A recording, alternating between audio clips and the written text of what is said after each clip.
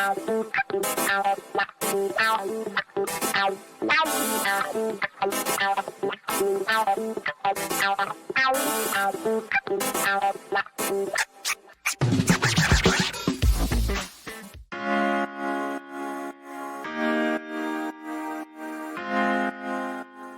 hi. How are you? Good. The midnight train to George has been canceled. Another one? It's funny. Okay. Listen, I saved the story just for you because I don't know. It makes me happy. Russian state TV is scared of Biden and even speculating they might need to go to war. Russian state-run media outlets are worried about the impact of Biden's presidency on Russian power and are even speculating war might break out. Instead of laughing about Trump's embarrassing subservience to Putin, experts and pundits on state TV are grim-faced as they anticipate harsh measures against the Kremlin by the Biden administration. Oh, it's just warming the cockles.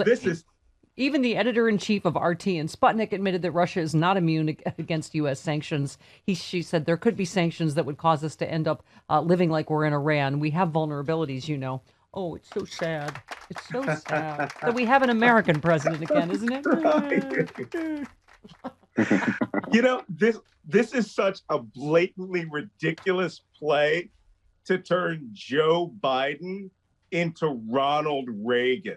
Yeah. And it's like Putin was like, what year was it that we made Reagan a bad guy? Somebody goes, 1984. That's right. Somebody hit the KGB archives and get the 1984 playbook out. Donald or Joe Biden is going to destroy the world with atomic bombs. This is so laughable. Yeah. But you have to remember, when you're watching Russia today, there are only two audiences: the population of Russia and the Republican Party. Yeah. Mm-hmm. And they are sending out these consumables. You know, here's an interesting little fact. The Republicans view Russia as an ally in a right-wing Christian war against the corruption of culture. Do you remember Donald Trump's visit to Poland? I think it was in 2017. And he gave a speech where he said, we have to combat the foreign cultures that are invading our nation. He was talking not just immigrants, all right? He was talking about this belief that there is a clash of civilizations between white Christendom and the Muslim world, as indicated by, of course, immigrants in Europe. But in the United States, it's all a bunch of Catholics from Latin America, which is very interesting. But they really believe Russia is their ally. And when you listen to these press releases from Russia Today, or watch our favorite, Maria Butina, former spy, go out and try to interview opposition leader Alexei Navalny, then you understand how deeply ingrained Russian propaganda is. I mean, I'm sure OAN has already rebroadcast this. Yeah. Well, I mean, Malcolm, and it's as you say pretty clearly, it's how much is based on racism. I know this headline shocked you more than almost anyone. Armed Capitol insurrectionists, almost entirely older white males from areas fearful of minorities and immigrants. I love that they hire Malcolm as an expert to talk about this, and I just tell him the headlines like they're big news. Big news to you, right? I literally testified twice on the Hill about this. Yeah. So right after the insurrection, 2 weeks after the insurrection, I went there and I made it pretty clear this is race-based. But again, you know, Republicans have to play the victim. And my favorite part of this entire debacle is how I believe the number's 58% of Republicans, correct me if I'm wrong, believe that the attack was done by Antifa. Yes. And people pretending and was peaceful and was to be Trump supporters. Yeah. And was largely peaceful. I mean, it just, none of it makes sense. Was it peaceful or was it a violent Antifa attack? Like, none of it makes any sense, right? Yeah, I mean, were you there for revolution? You know, this is I'm literally on the computer right now writing a chapter about the alternate reality that Republican victimhood lives in. Yeah. And that they will change the narrative as it suits them. They have this psychological trick that everyone is out to get them. Therefore, every part of the narrative is eligible for change because the grand conspiracy is always out to get white men. Well, I mean, And Donald that's Trump just said it. What was it, a week ago? He's just, they were zero threat. They were hugging and kissing the police. hugging and kissing. 125 officers were injured. Yeah. Right? I mean, 3 either died or lost their life to the trauma and committed suicide. We've lost another one now, too. That wasn't because of them.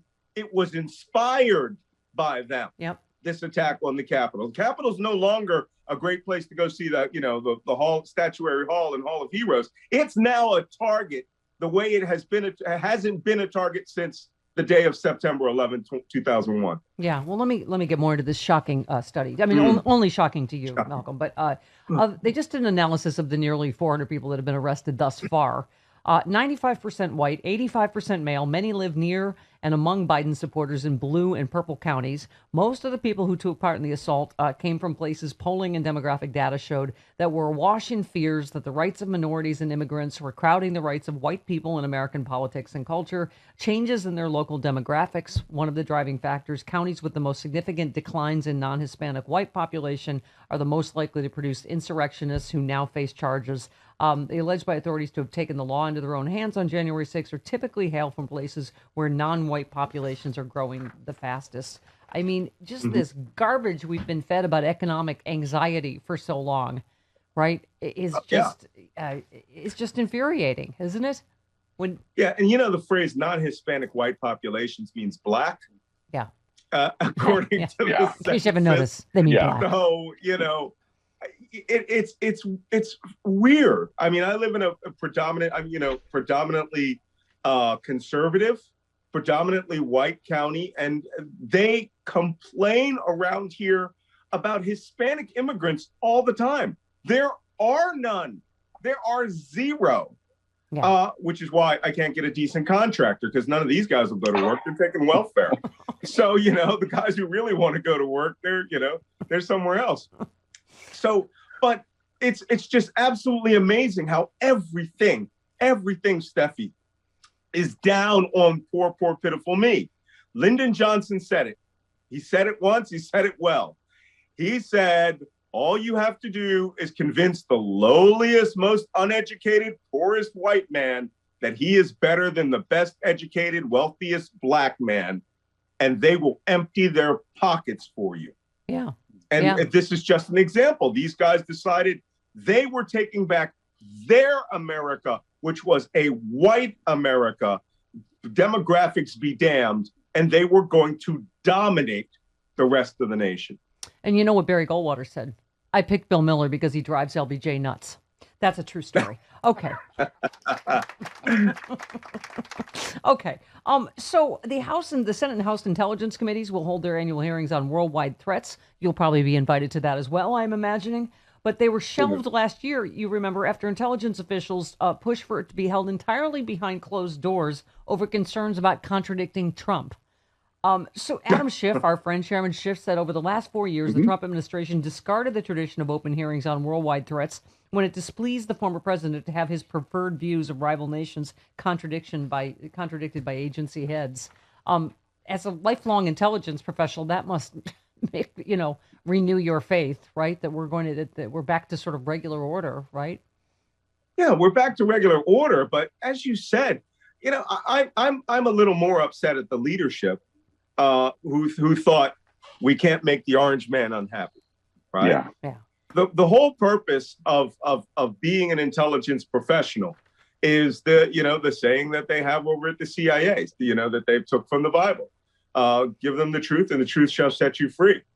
But you've got to be able to stand up to that person. And I was just so stunned by how many people were more interested in keeping their jobs, because for the last 4 years I had these fantasies that I was in those positions and Trump would ask me something stupid and I would say, "You're the stupidest person I have ever briefed," right? "You don't deserve my briefing," and then happily grab my cup of coffee, turn around and spin in pirouette and walk out of the room. But these guys all wanted to keep their jobs. Yeah. And so they would rather not have the briefings of things that can harm American citizens so the public can know, rather than displease that man. I'm just so happy this is all over with. Yeah. Malcolm, where do you think we're at with, what I'm afraid of is America's attention span about, whether you say that, Trump is convinced, most Republicans that nothing happened on January 6th, or it was peaceful, or it was leftist. I mean, are we going to see real prosecutions? Because to us, it feels like, okay, this was how long ago? And obviously some people have been arrested, but I'm just reading this whole long, crazy story yesterday about the bring weapons across the Potomac on a boat, and like all the, planning and all the insurrection that went into this, and treason. And I just hope that, Merrick Garland is going to, I know it's a big, complex prosecution, but are we going to get all these guys? And is it going to go as it should to Trump? You, of all people, should have faith in the fact that we're going to be having our version of, the Nuremberg trials here. Yeah. We're talking 400 people. Now, there may be as many as 800 to 1,000 actual insurrectionists. Don't forget, plus co-conspirators who may be out there. So, these, when your dad was out prosecuting the Nuremberg trials, they didn't take place in 45. It took place in 47, 48, 49, and 50. And we just hung most of the people in 46 and 47, right? Well, but in there's this that particular circumstance, a lot of these trials are going to be short. They're going to be sweet. There's going to be hundreds upon hundreds of plea deals where people will get very little jail time, but they will be convicted felons, and they will never be able to touch another firearm ever again in their life. Yeah. Our friend, which, as you know, would just destroy these people. Yeah. So I have faith in the process. Let's get there. I'm more interested in the conspiracies. Yeah. Because as you know, I have a couple of right-wing fans out there who all think that these conspiracies are bunkum. But the FBI is doing my talking these days. Yeah. Well, our friend Rob Reiner is impatient. He said, we had a president of the United States who conned a man dying of cancer out of his last $3,000. Of all his disgusting criminal activity, this may be the lowest, this fundraising scam. Although tomorrow I'm sure we'll hear of something worse. I mean, it's just, you're like, oh, well, that seems like that should be another jailable offense, right? But, I mean, I just hope karma is coming for this orange mother, is my point, Malcolm. Okay. Karma Tsunami on its way. Yes, we need some more Shadowford-deliciousness to drink together. That's coming. I want to see if there's more Hatch Act convictions. All of the people who broke the Hatch Act, they only go after the black woman. I find that absolutely hilarious. I want Ivanka and Kellyanne Conway, all the rest, Jared Kushner. I want them all banned from being in government. Yep. And finally, you tweeted about Into the Storm. I did not watch. Bob Seska did it for me. Yes. You said, confirmed what I thought. It started as a fake-ass Intel hero game seized by Ron Watkins and 8chan to be Trump is our savior game, co-opted by the Trump campaign, and now has become base Republican ideology. They're all sociopaths who worship a sociopath. That really sums it up best, doesn't it? It really does. And like I said, I'm literally at my writing desk, writing. The hard part is I'm trying to decide if the QAnon chapter should be the second chapter of the book or the fourth chapter of the book before racist history. It is so permeated the Republican Party. It's insane. And now we find out that it was this guy who was in his mid-20s, Ron Watkins, who actually hijacked the Q thread after 2018, because he was the administrator of 8chan, him and his father. And then he sort of lets it loose on the last few minutes of the movie. But it's a long documentary. If you want to take a look at it, just watch episodes 3, 4, and 5. Yep. 3, 4, 5, and 6. And they really get into it. But this is a scam. It was a computer game. That's all it was. I know. And now they're going to lose the word Q. But all of the crazy conspiracy theories will be public Republican ideology for the next generation. That's our ongoing threat, isn't it, Malcolm? That that's why Malcolm said, "What an easy target." We can get how many of them to believe, this crap. I mean, we're like dupes for this kind of misinformation. 40% of the United States. Yeah. Yeah, and then right now we're battling it on COVID.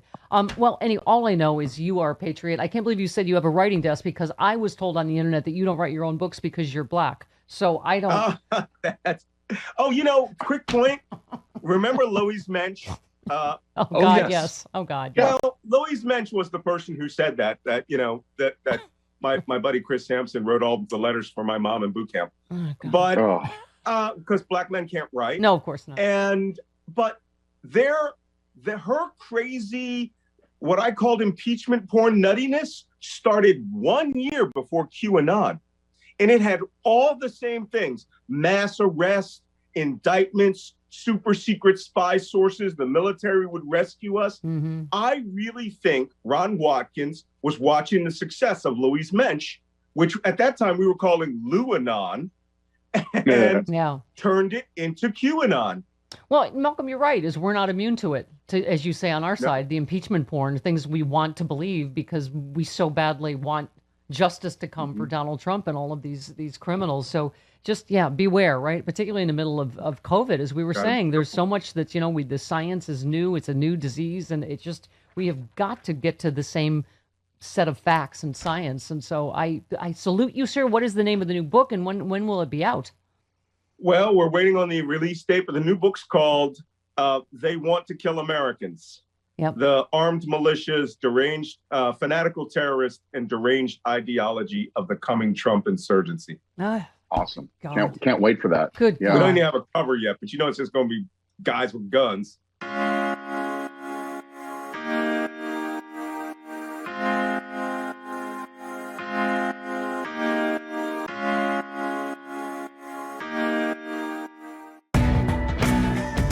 Sexy liberals, assemble!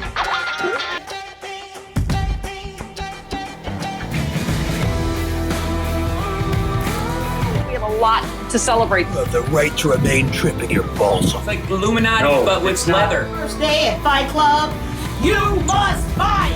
2020 refuses to concede. I was going to have to return 2021 because I didn't like the 7-day trial, but I'm in now.